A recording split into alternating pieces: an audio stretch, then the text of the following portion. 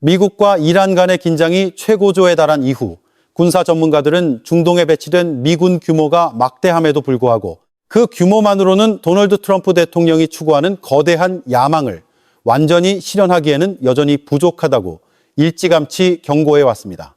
이것은 더 이상 단순히 핵시설 하나를 파괴하거나 전략폭격기에서 GBU-57 벙커버스터 몇 발을 투하하는 이야기가 아닙니다. 이번에 트럼프 대통령이 설정한 목표는 판도를 바꾸는 성격의 것으로 테헤란 정권 전체를 전복시키고 이란의 탄도미사일 프로그램을 말소하며 이 이슬람 국가의 모든 군사력을 마비시키는 것입니다. 이는 통상적인 원정군이 감당할 수 있는 수준을 넘어서는 목표들입니다. 비록 현재 이 지역의 미군 전력이 여전히 극도로 막강하다 할지라도 말입니다. 미국이 진정으로 진지하게 결정적인 군사작전을 전개하고자 한다면 적어도 한 척, 심지어는 세 척의 항공모함을 이 지역에 추가로 투입해야 한다는 경고가 있었습니다. 그리고 예상대로 도널드 트럼프 대통령은 워싱턴이 두 번째 항공모함의 추가 파견을 준비 중이라는 신호를 막 보냈습니다. 한편 에이브러햄 링컨 항공모함은 남중국해를 떠나 아라비아해에 도착했으며 이로 인해 태평양에는 우려스러운 전략적 공백이 생겼습니다. 루스벨트함은 아직 미국 서해안에서 움직이지 않고 있으며 이동 신호는 없습니다. 하지만 미 해군의 항공모함 배치 지도와 정비 일정을 자세히 들여다보면 전체적인 그림이 매우 명확해집니다. 4척의 항공모함은 대규모 정비 과정에 있고 다른 2척은 정비를 거의 마치고 작전 준비 중이며 즉시 사용 가능한 함선은 단 3척뿐입니다.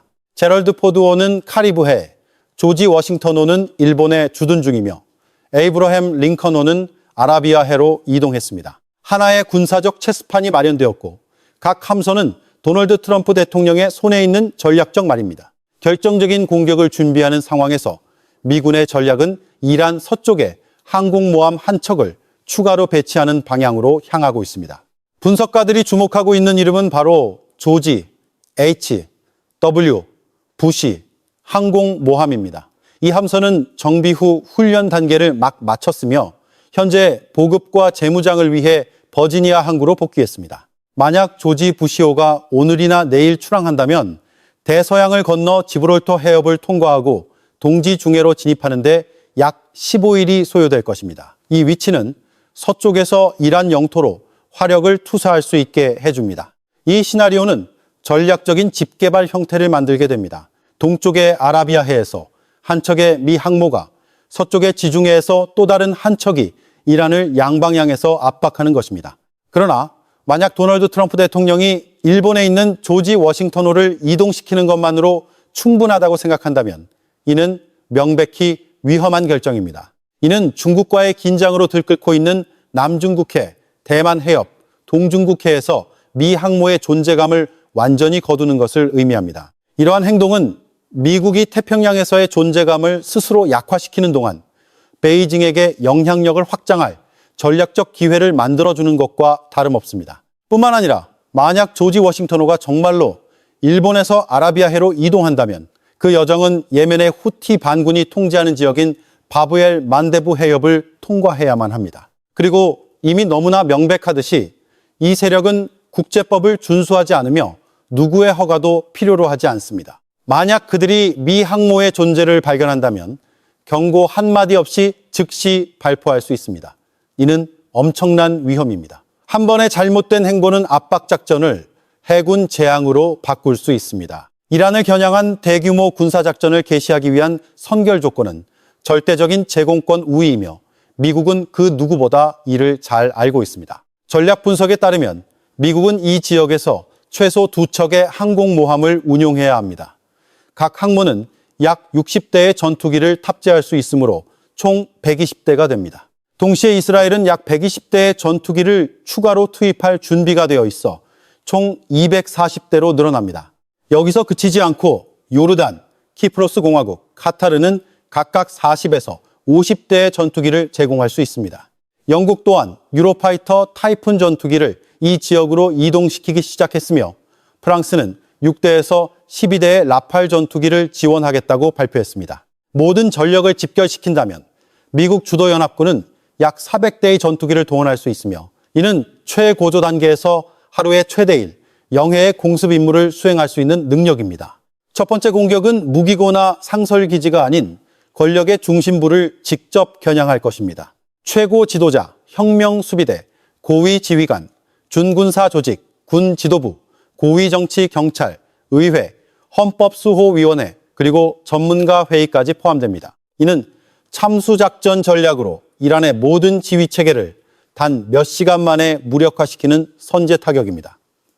테헤란의 반응은 불가피할 것입니다. 이란은 분명 미사일로 반격할 것이며 이스라엘 영토나 이 지역의 미군 기지를 직접 겨냥할 가능성이 높습니다. 그리고 그때가 바로 연합군이 작전의 2단계를 전개할 순간입니다. 미사일 발사대, 저장고, 지하시설, 특히 지하 미사일 도시를 겨냥한 대규모 추격 작전으로 이란의 모든 탄도미사일 프로그램을 말소하는 것을 목표로 합니다. 이 전쟁은 공중에서만 제한되는 것이 아니라 지하에서의 속도 경쟁이기도 합니다. 모든 전개가 우연이라고 생각해서는 안 됩니다. 사실 공격 계획은 이스라엘과 하마스 간의 12일간의 전쟁이 일어나기 8개월 전에 이미 도널드 트럼프 대통령과 이스라엘 총리 베냐민 네타냐후에 의해 합의되었습니다. 우리는 이스라엘에 좌우되지 않는다거나 네타냐후가 협상을 망칠 수 없다와 같은 모든 발언은 여론을 호도하기 위한 정치적 술책에 불과합니다. 실제로는 양측이 이전에 모든 공격 계획을 은밀하게 수립했습니다. 텔아비브는 위성사진, 목표 목록에서부터 필요한 전술 분석에 이르기까지 모든 정보를 워싱턴에 전달했습니다. 네타냐후는 단지 트럼프 대통령을 직접 만나는 것을 원했을 뿐인데 이는 마치 자신이 전쟁 기계를 가동시킨 사람인 양이 작전에 개인적인 족적을 깊이 새기기 위해 조율자 역할을 과시하려는 제스처였습니다. 이란 측에 대해 CNN의 데이터에 따르면 테헤란은 단 몇 주 안에 이 영기의 미사일을 추가로 생산할 수 있으며 이는 어떤 상대도 경계하게 만드는 군사산업 능력입니다. 이스라엘이 경고한 월 3연기라는 숫자는 다소 과장된 측면이 있더라도 이란이 2주 안에 이 연기를 제조할 수 있다는 것 또한 극도로 위협적인 일입니다. 이것이 바로 미국이 요르단의 무아파크 살티 공군기지에 고고도 미사일 방어 체계인 사드 THR들을 배치하기로 결정한 이유이며 이는 이스라엘에 이미 배치된 두 시스템에 추가되는 것입니다. 이것이 완전히 새로운 시스템인지 중동에서 이동된 것인지는 아무도 확신할 수 없지만 미국이 6개의 사드 포대를 보유하고 있는 한국 주둔 미군으로부터 차출되었을 가능성이 높습니다. 전투 준비가 된 것입니다. 이스라엘과 요르단에 배치된 3개의 사드 시스템은 동시에 약 144기에서 150기의 요격 미사일을 발사할 수 있습니다. 이전 12일간의 전쟁에서 미국은 이란의 공격 물결에 대응하기 위해 150발의 사드 미사일을 발사했는데 이는 이 무기의 전체 재고량의 4분의 1에 해당하는 수치입니다. 월스트리트 저널의 보도에 따르면 만약 지금 또다시 150발을 발사해야 한다면 펜타곤은 보유하고 있는 사드의 절반을 잃게 될 것입니다. 레이더 교란이나 전장의 압박으로 인해 단일 목표물을 파괴하기 위해 2발을 발사해야 하는 상황은 말할 것도 없습니다. 이것은 기술적으로 뿐만 아니라 인적으로도 비용이 많이 드는 전쟁입니다. 매 시간의 공중전 비용, 각 폭격 임무, 재보급, 부품 교체, 연료 보급 등 모든 것이 합쳐져 재정적인 산을 이룹니다. 달러로 정량화할 수 없는 생명의 가치는 말할 것도 없습니다.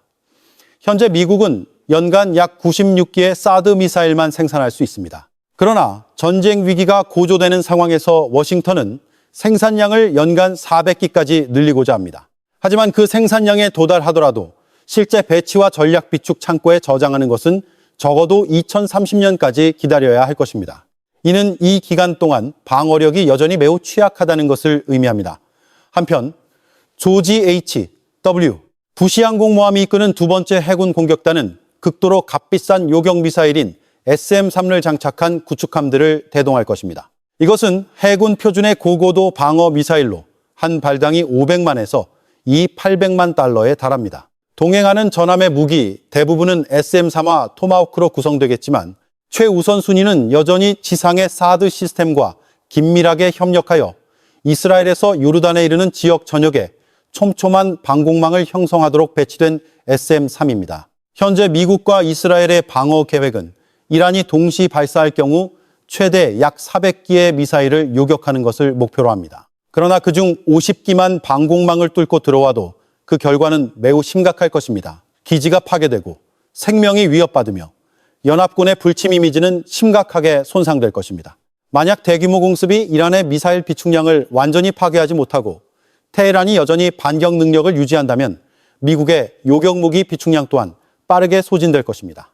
이러한 상황은 워싱턴이 휴전을 고려하게 만들 것입니다. 협상을 원해서가 아니라 방어 능력이 고갈되었기 때문이며 이는 텔아비브와 백악관의 전략가들이 특히 우려하는 점입니다. 그들은 주도권을 잃는 분쟁에 휘말리고 싶어 하지 않습니다. 도널드 트럼프 대통령이 원하는 것은 미국이 공격을 가하고 발사 시점을 정하며 언제 끝낼지를 결정하는 통제 가능한 단기 군사작전입니다. 미군 사상자가 없고 미군이 직접 공격받지 않는 한 트럼프는 작전이 성공했다고 선언할 수 있습니다.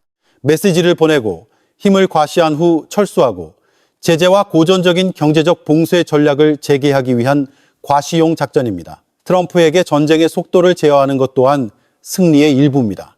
미국 이스라엘 동맹의 전략은 공습이나 선제 타격에 그치지 않고 병참 전선으로 더욱 확장되고 있습니다. 계획에 따르면 그들은 폭발물 생산에 중요한 두 가지 전구물질인 염소산 나트륨과 과염소산 암모늄을 실은 중국 선박들을 인도양에서부터 차단하여 이 화물들이 이란 영토에 들어오지 못하게 할 것입니다. 이는 다음 군사적 대결 단계를 준비하기 위해 새로운 제재 조치가 활성화되고 확장된 봉쇄 단계가 점차 강화되고 있음을 의미합니다. 그러나 미국 이스라엘 측의 전략적 평가는 너무 낙관적인 색채를 띠고 있습니다. 왜냐하면 테헤란은 이 500기 이상의 중장거리 탄도미사일을 보유하고 있을 뿐만 아니라 어떤 전장에서든 혼란을 야기할 수 있는 충분한 단거리 미사일도 보유하고 있기 때문입니다.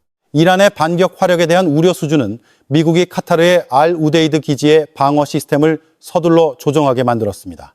이전에는 이 기지의 패트리엇 미사일 발사대는 모두 고정형으로 페르시아만을 향해, 즉 이란 정면을 향해 있었지만 다른 방향으로부터의 방어를 위해 전혀 설정되어 있지 않았습니다. 문제가 발생한 것은 카타르가 서쪽에서 공격을 받았을 때였습니다.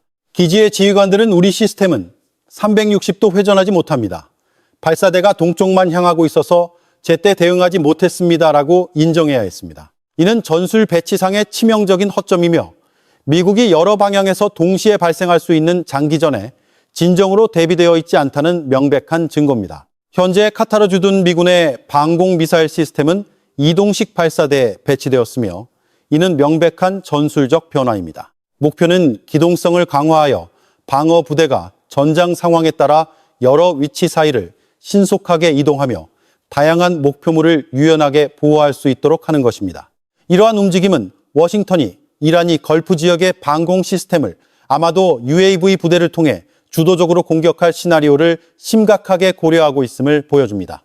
그리고 이전에 경고되었듯이 테헤란은 40영대의 무인 항공기를 보유하고 있으며 이는 극도로 위험한 비대칭 전력입니다. 미국의 현재 전략은 여전히 익숙한 모델을 중심으로 전개됩니다. 두 번째 공격 단계를 개시한 후 직접적인 손실을 입기 전에 신속하게 철수하여 이스라엘이 나머지 뒷수습을 처리하게 하는 것입니다. 미국은 이란의 미사일 비축량을 소진시키려 노력하면서 공식적으로 개입하지 않는 이미지를 유지하며 조용하고 은밀하게 행동하는 방식을 선택합니다. 그러나 아이러니하게도 미국 자신도 자국의 방어 무기 재고를 심각하게 소모하고 있으며 이는 대만 문제로 중국과 전쟁이 발생할 경우 절실히 필요하게 될 바로 그 자산입니다. 워싱턴 내부 분석에 따르면 중국은 202 X년경, 즉 불과 1년여 만에 대만을 겨냥한 대규모 군사작전을 개시할 수 있습니다. 한편 미국의 사드 시스템이나 SM-3 요격 미사일 보충 속도는 훨씬 더디고 있습니다. 현재 미국은 연간 약 12기의 SM-3 미사일만 생산할 수 있으며 생산량을 연간 23기로 늘리려는 목표는 아직 실현 가능성이 불투명합니다. 하지만 단 한 번의 공격 작전만으로도 한 발당이 500만에서 이 800만 달러에 달하는 SM-3 미사일을 150기나 소모할 수 있습니다. 그리고 만약 어느 날 대만 해협을 둘러싼 중국과의 전쟁이 발발한다면 역사는 미국이 실패하거나 효과적으로 대응하지 못한 원인 중 하나가 중동과 유럽에서 너무 많은 방어 자원을 소모했기 때문이라고 기록할 수도 있습니다. 우크라이나 또한 서방의 전략 무기 재고를 계속해서 소진시키고 있는 곳입니다. 현재 상황은 이미 지역적 대결을 훨씬 넘어섰습니다. 이는 역사적인 성격의 전면전의 씨앗입니다. 도널드 트럼프 대통령은 이란의 탄도미사일 프로그램을 완전히 제거하는 것을 목표로 설정했습니다. 이는 미 행정부 내부에서도 격렬한 논쟁을 불러일으킨 결정입니다. 하지만 트럼프는 혼자가 아닙니다. 워싱턴 순방에 앞서 베냐민 네타냐후 이스라엘 총리는 이스라엘 채널 12에서 결정적인 성격의 합의가 있어야 한다는 유일한 조건 하에 이란과의 협상에 반대하지 않는다고 분명히 밝혔습니다. 네타냐후의 방식으로 이해하자면 이는 전면적인 압박을 통해 테헤란 정권이 내부에서부터 붕괴하게 만들고 자국민 앞에서 정당성을 잃게 만드는 합의입니다. 주목할 점은 트럼프 대통령이 2012년에 비비 네타냐후의 애칭된 합의를 위해 여기에 왔다고 말한 적이 있다는 것입니다. 협상을 지지하는 것처럼 들리는 이 말은 사실 이란의 항복협정을 강요한다는 단 하나의 목표를 위해 긴밀히 협력하는 두 지도자 사이의 암묵적인 동의를 반영합니다. 그들이 지향하는 합의 모델은 모든 탄도미사일 비축량 인도, 우라늄 농축 중단, 모든 원심 분리기 해체, 무제한 사찰 허용과 같은 기술적 요구에 그치지 않고 시위 불탄압, 제재 해제 요구 포기, 서방의 모든 조건, 수용과 같은 정치적, 사회적 요구까지 포함합니다. 이는 명백히 비공식적인 항복 선언이며 만약 이란이 이를 수락한다면 이는 보수 지도층의 권력에 대한 고별 인사가 될 것입니다. 필연적인 결과는 내부 반발로 이어져 반란이나 군사 쿠데타를 초래할 것입니다. 네타냐후 총리에게 있어 만약 테헤란이 권력에서 스스로 물러나지 않는다면 다음 선택지는 매우 명확합니다. 이란의 미사일 비축량을 파괴하는 것뿐만 아니라 미래의 재무장 가능성까지 차단하는 것을 목표로 하는 전면전입니다. 그에게 회색지대는 없으며 내부로부터의 붕괴 또는 외부로부터의 분쇄, 단 두 가지 길만 있을 뿐입니다. 텔아비브의 전략적 관점에서 보면 이란은 탄도미사일 소유가 금지될 뿐만 아니라 억지력을 창출할 수 있는 모든 종류의 무기가 금지구역에 속합니다. 이것이 수십 년간 이스라엘의 핵심적인 관점이었습니다. 주변 국가들의 국방 능력을 약화시키고 내부 분열의 씨앗을 뿌리고 반대파 민병대를 지원하고 경제를 파괴함으로써 이 지역에서 절대적인 우위를 창출하는 것입니다. 이러한 이점을 바탕으로 이스라엘은 서한 지구 주민 이주, 가자지구 통제 강화에서부터 영토 확장에 이르기까지 전략적 계획을 상응하는 반격 없이 단계적으로 실행할 수 있습니다. 그러나 여론의 시선이 이란에 집중되는 동안 더 조용하지만 그에 못지않게 복잡한 전선이